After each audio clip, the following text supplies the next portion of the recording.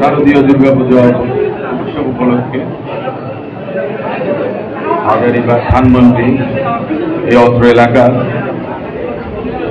পূজা মণ্ডপে নিরাপদে নিরবচ্ছিন্নভাবে সনাতন ধর্মকর্মী হিন্দু সম্প্রদায়ের ভাইদের ভাই বোনদের সবচেয়ে বড় পার্বণ শারদীয় দুর্গাপূজা।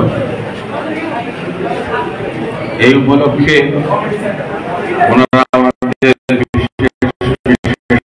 আয়োজন করে থাকেন।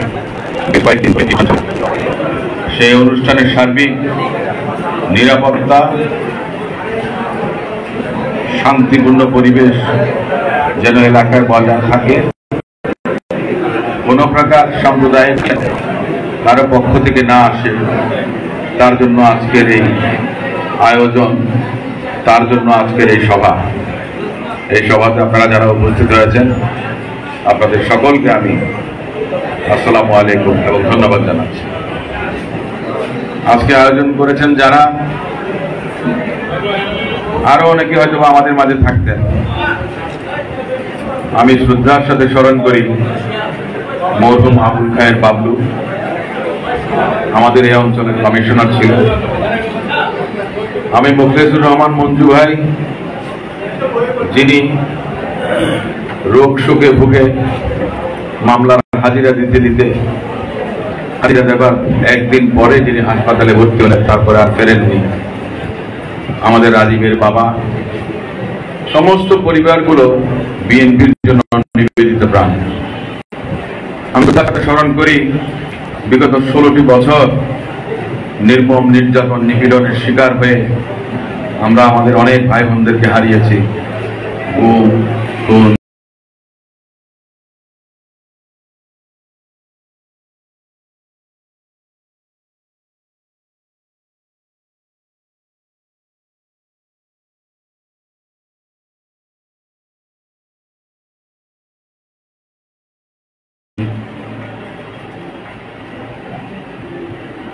মামলা হামলার শিকার হয়েছেন এই অঞ্চলের অনেক ভাইয়েরা। মাসের পর মাস, বছরের পর বছর বাড়ি করে থাকতে পারেন। তাদের সকলের ত্যাগের প্রতি আমরা গভীর শ্রদ্ধা জানাই। যারা এদেশে নতুন পরিবেশ সৃষ্টিতে আগুন জ্বালিয়েছে, সেই সাধারণ ছাত্র শিক্ষক জনতা, তাদের প্রতি জানাই আমি শ্রদ্ধা। সর্বশেষ আন্দোলনে জুলাই আগস্টের উত্তাল দিনগুলোতে রংপুরের আবু সাইদ মুগ্ধ, তাদের কথা স্মরণ করি। আমি স্মরণ করি অনেক সহযোদ্ধা, অনেক সহকর্মী যারা নির্মম বুলেটের আঘাতে, শাসক দলীয় গুন্ডাদের গুলিবর্ষণে কিংবা রাষ্ট্রায়ত্ত বাহিনীর গুলিবর্ষণে প্রাণ হারিয়েছেন, রক্তে রঞ্জিত করেছেন রাজপথ। তাদের সেই রক্তস্নাত বাংলাদেশ, এই নতুন বাংলাদেশের শান্তি প্রতিষ্ঠিত হোক, এটাই আমি সবসময় চাই। আমি কি পেলাম আর কি হলাম, বিএনপি ক্ষমতায় আসলো কি আসলো না, এটা কিন্তু বিচার্য বিষয় নয়। বিএনপি ক্ষমতায় আসবে এই জন্য বসে থাকবেন না দয়া করে, কারণ এই দেশটা আমাদের প্রত্যেকের, সকলের।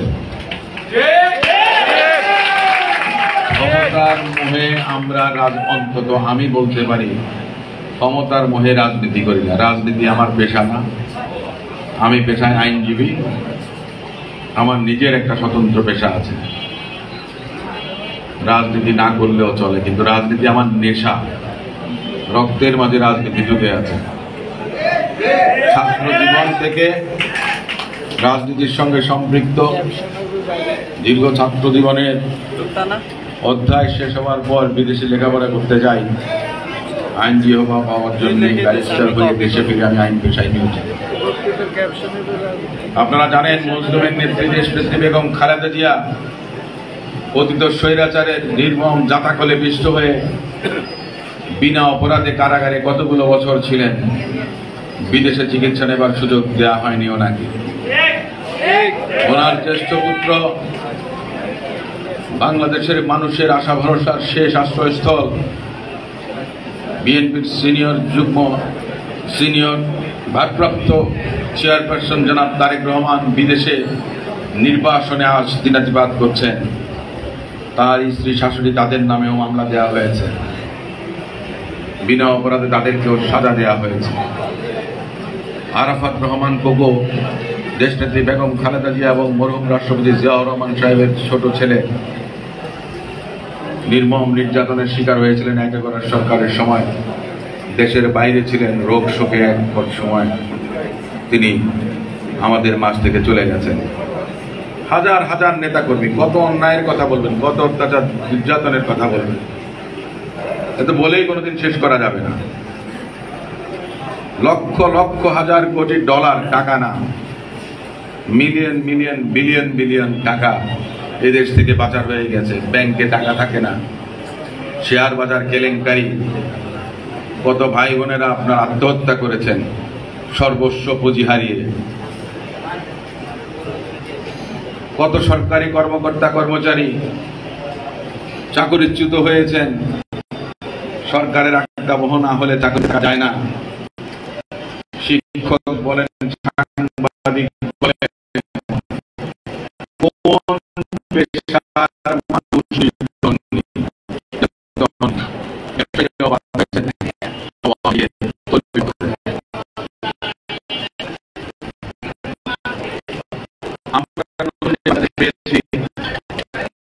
মানুষ বাংলাদেশ ধারাবাহিকভাবে শান্তির পথে চলতে পারে।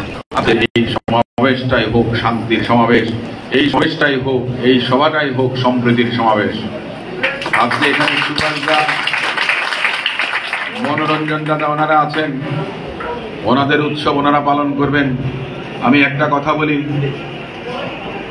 বর্তমান বাংলাদেশে বেশ অনেক আগ থেকেই, আমি বিদেশেও দেখেছি, আমার বাসায় দেখা গেছে ক্রিসমাস ট্রি লাগাতো আমার বাচ্চারা। সমস্ত মুসলমানরাও তাদের বাসায় কিন্তু ক্রিসমাসের সময় 25শে ডিসেম্বর বড়দিন, খ্রিস্টানদের সবচেয়ে বড় উৎসব, ক্রিসমাস ট্রি লাগাতেন, আপনার চকলেট খেতেন, সান্টা ক্লজ এসে আপনার গিফট দেবে তাদেরকে, সে আশায় বসে থাকতেন। ঠিক তেমনই ভাবে আমাদের দেশেও হিন্দু সম্প্রদায়ের কাছে আমাদের ঈদ, আমাদের রোজার ঈদ, কোরবানি ঈদ, সেটা একটা উৎসবের মতো। ঠিক তেমনই আমাদের কাছেও হিন্দু ধর্মের ওনারা উৎসব পালন করেন, সেটাও আমাদের কাছে একটা উৎসবের জিনিস। আমরা সেটা মন থেকে, ধর্ম যার যার, আপনার ধর্ম আপনি পালন করবেন, আমার ধর্ম আমি পালন করব, সেখানে আমাদের নবী করিম সাল্লাল্লাহু আলাইহি সাল্লাম বলেছেন যে প্রতিবেশীর প্রতি আমাদের একটা কর্তব্য আছে। তো আমার প্রতিবেশী যদি আপনার হিন্দু সম্প্রদায়ের হন, আমার প্রতিবেশী যদি খ্রিস্টান সম্প্রদায়ের হন, তার কথা কি উনি বাদ দিয়েছেন? উনি প্রতিবেশীর কথা বলেছেন। তো প্রতিবেশী মানে সবাই, যে কোনো ধর্মের হতে পারে। পবিত্র কুরআন শরীফে পর্যন্ত আছে যে অন্যকে আঘাত করা যাবে না, অন্যকে নিয়ে কটাক্ষ করা যাবে না। এই অন্য বলতে সবাইকে বোঝায়। সবাই কিন্তু আমরা মানুষ, সবার উপরে মানুষ সত্য তাহার উপরে নাই। তো আমরা সেই মনুষ্যত্ব বোধ নিয়ে, মানবতা বোধ নিয়ে, আমাদের বিবেক দিয়ে, আমাদের বিবেকের স্বাধীনতা, চিন্তার স্বাধীনতা, সমস্ত কিছু দিয়ে যদি আমরা উপলব্ধি করি, আমরা এই পৃথিবীতে কেউ দীর্ঘস্থায়ী নই, সবাই ক্ষণস্থায়ী, সবাইকে একদিন চলে যেতে হবে। এই অল্প সময়ের মধ্যে আমরা যেন সবাই মিলেমিশে থাকতে পারি, পাড়া মহল্লায় যেন শান্তি সম্প্রীতি থাকে, সেটা যেন আমরা বজায় রাখতে পারি।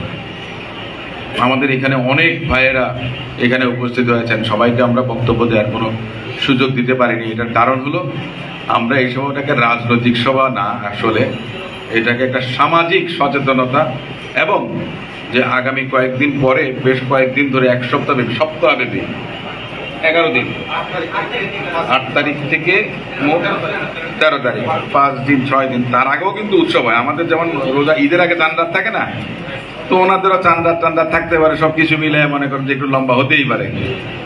তো সেই সময়ে আপনার সবাই যেন নিরাপদে থাকেন, ওনাদেরকে যেন কেউ কোনো প্রকার উস্কানির মধ্যে না ফেলে বা আমাদের যারা মুসলমান ভাইয়েরা যারা আছেন তাদের মধ্যে কোনো উস্কানিমূলক কোনো বিষয় ছড়িয়ে না দিয়ে আপনার একটা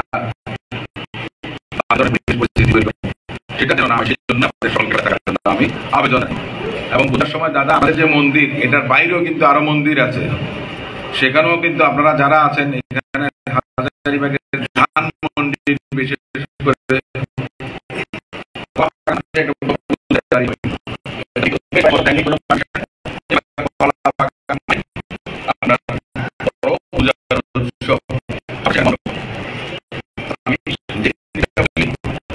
আমাকে একজন আমার সহযোগী সে একটা মেসেজ পাঠিয়েছে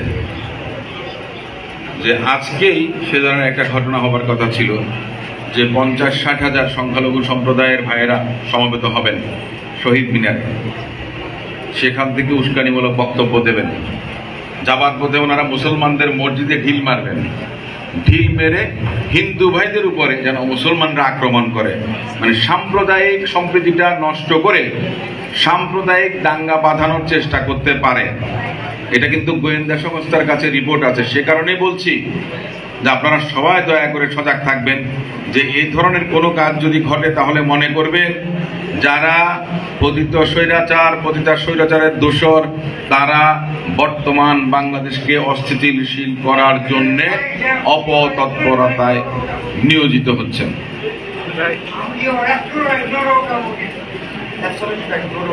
থ্যাংক ইউ। এই কারণে আমি বলছি যে আমরা সবাই সবাইকে চিনি, সবাই আমাদের প্রতিবেশী। এখানে অনেক পুরনো বিএনপি নেই, রমজান ভাই আমি চিনি, এখানে আপনার নাসিম ভাই মাঝখান দিয়ে মনে করেন যে এই যে বললাম না যে ব্যবসার খাতিরে অনেকে মনে করেন যে একটু দূরত্ব নেয়, এটা কিন্তু ঠিক না। সবাই মনে করেন যে সবার সাথে থাকাটা উচিত ভাই, সবাই ভালোভাবে থাকবেন। সবাই মনে করেন যে আপনার মানে আমি এই কথাটা বলছি কেন যে ঠিক আছে সুদিন আসলে মনে করেন যে আসি, দুর্দিনে মানে দেখা পাবো না, এইটা হবে না। কেন বলি? আমি একটা কথা বলি, দিন কিন্তু বিএনপির সুদিন না, আমারও সুদিন না, আপনারও সুদিন না, তবে আমারও দুর্দিন না, আপনারও দুর্দিন না। একটা লেভেল প্লেইং ফিল্ড, যে সমান বলে না, এখন আসতে না জানলে ভাই উঠান পাকা, এখন কিন্তু উঠান সোজা আছে, সবার জন্য সমান, সবার জন্য সমান। এই অবস্থাটা যেন থাকে, সবাই যেন ভয়, ভীতি, অনুকম্পা কোনো কিছুর দ্বারা প্রভাবিত না হন। নিজের বিবেককে দিয়ে চিন্তা করবেন যে আপনি সত্যের পথে, ন্যায়ের পথে, নাকি অন্যায় অসত্যের পথে। আমার আবেদনটা এটা, সমাজে সৎভাবে থাকার ব্যবস্থা করবেন। বসেন এখানে, এই কথা কম বলেন। আমি আরেকটা জিনিস, যে এখানে তো আপনার আমরা যে বসছি এটা একটা অ্যাওয়ারনেস, মানে একটু সচেতনতা সৃষ্টি করার জন্য কিন্তু এই সমাবেশ বা এই সভা। এখানে অনেক স্কুল কলেজ আছে, সেখানে আপনার পতিত স্বৈরাচারের সঙ্গে আপনার মেলামেশা করে, দালালি করে অনেককে নিগৃহীত করেছেন, বের করে দিয়েছেন, যেটা কখনো উচিত হয় না, অন্যায়। কিন্তু তার মানে কি আপনি এখন করবেন যে তারা আগে করেছে আপনি তাই করবেন? তাহলে তার উত্তম আর অধমের মধ্যে পার্থক্যটা থাকলো না। ঠিক। আমার কথাটা হচ্ছে যে আমার দলের নেতা কর্মীদের কাছে আমি একটা অনুরোধ জানাবো, কেউ কারো পক্ষে যাবেন না।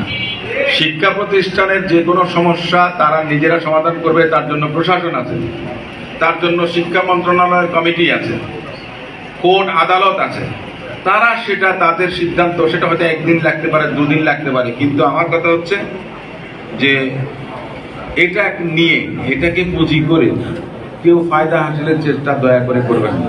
এটা হলো কি আমার পরিষ্কার কথা। আমার দলের কেউ যদি করেন তাহলে কিন্তু আমার সাথে তাদের সম্পর্ক থাকবে না। আমি 2 নম্বর কথাটা, সারা বাংলাদেশে দেখেন অনেকে বলেন, আমরা তো যেহেতু প্র্যাকটিস করি, আমাদের সাথে বিভিন্ন লোকজন, আমাদের হাইকোর্টের জাজ সাহেবও বলে যে ব্যারিস্টার সাহেব আপনারা এই চাঁদাবাজি বন্ধ করেন। চাঁদাবাজি তো হয়, কিছু না কিছু তো হয়। তো আমি বললাম যে স্যার হবে না কেন মাইলন? 16 বছর ধরে মনে করেন যে আপনি, আপনার দোকান ছিল, আপনার দোকান আওয়ামী লীগ দখল করে নিয়ে গেছে, এখন আপনি লেভেল প্লেইং ফিল্ড পাইছেন, আপনি তো গিয়া বলবেন যে এই বেটা আমার দোকানটা দাও, তুমি তো আমার এটা দখল করে রাখছিলে, তাই না? আপনি আপনার এটা যখন নিতে যাবেন তখন বলে যে চাঁদাবাজি করতে আসছে। দোষ আমরা শেষ করতে দেন। তার মধ্যেও একটা পন্থা আছে। আমি নিজে নিউ মার্কেটে গেছি, কেউ যদি আমার নাম বলে আপনাদের কাছে আসে চাঁদা বা অন্যায় সুযোগ নেওয়ার জন্য বাইন্দা রেখে আমার খবর দিবেন। কোর্ট থেকে আসতে কোর্ট রাখো রাখো, কোনো মাটি নেই, গাড়ি নেই, মাটি 3.5 টাকা রাখো, পরে কথা। আমি বললাম যে কোর্ট থেকে আসতে লাগবে 10 মিনিট, বাসা থেকে লাগবে আসতে 10 মিনিট, বাইন্দা রেখে দিবেন সোজা কথা। আর আমাদের নেতা কর্মীদের উদ্দেশ্যে, বা সবাই কি রাজনীতি করে? সবাই তো রাজনীতি করে না, কিন্তু নিপীড়িত নির্যাতিত সবাই হয়।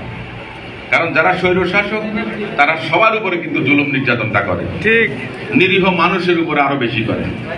আমার কথা হলো কি, আপনার যদি কাগজপত্র থাকে তাহলে আপনি একটা সালিশির আয়োজন করেন। এলাকায় মুরব্বীরা আছে, মার্কেটের সমিতির সভাপতি, সাধারণ সম্পাদক আছে, তাদেরকে বলবেন এই যে দেখেন আমার কাগজ, আমার এইখান থেকে বের করে দিছে, আপনারা দয়া করে আমারে বুঝাইয়া দেন।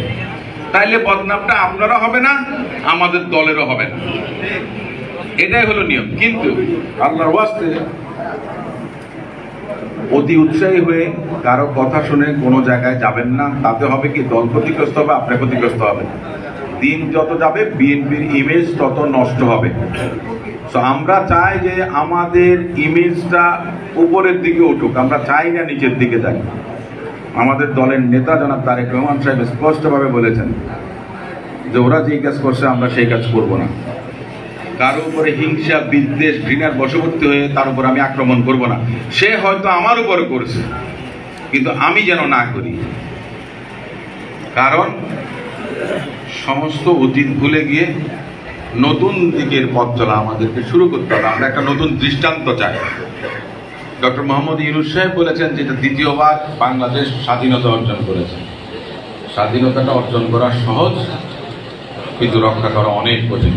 কিন্তু আমরা যে স্বাধীনতা অর্জন করেছি, পাকিস্তানিদের বিরুদ্ধে লেগেছে মাত্র 9 মাস, আর এবার লেগেছে 16 বছর, দীর্ঘ 16 বছর। এই আওয়ামী লীগ সরকার 16 বছর একটা শব্দ ব্যবহার করছে, মজার কথা হলে কি, রাজাকার। এই রাজাকার বলে 16 বছর দেশটারে তারা শাসন করছে। শাসন তো না, অপশাসন, দুঃশাসন চালায় গেছে। আবার এই রাজাকার বইয়া 16 দিনে বিদায় দিয়েছে। এই জন্য আমাদের সবাইকে মনে রাখতে হবে, এমন কোন শব্দ, এমন কোন কর্ম, অপকর্ম আমরা যেন না করি যেটার কারণে আমরা দ্বিতীয় বাংলাদেশ যেটা পেয়েছি, আমরা সেই দ্বিতীয় বাংলাদেশকে আবার হারিয়ে ফেলি। আপনাদের সবার সুস্থতা, আপনাদের সবার নিরাপদ জীবন, আপনাদের পরিবারের সবার শান্তি কামনা করে আমি আমার বক্তব্য শেষ করব। আপনারা সবাই ভালো থাকবেন। তো আমি এই জিনিসটা বলি, যারা এখানে আপনার